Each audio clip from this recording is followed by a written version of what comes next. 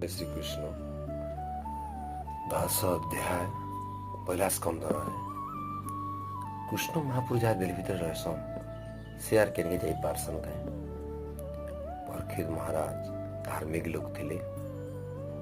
धर्म लगी से सब किछि करिछन ब्राह्मण माने युधिष्ठिर को कहले युधिष्ठिर महाराज जेन पुओटा इने रहबा बचिकी रहबा अपन वंशरे ये जदियो कम दिन लगे आसबा किंतु से धर्म रक्षा लगी संसार के कृष्ण नाम देकर जीवा संसार के कृष्ण शरण कही जीवा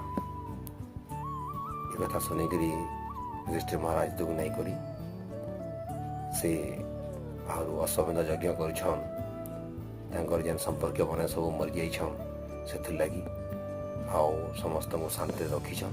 और से मिली शांति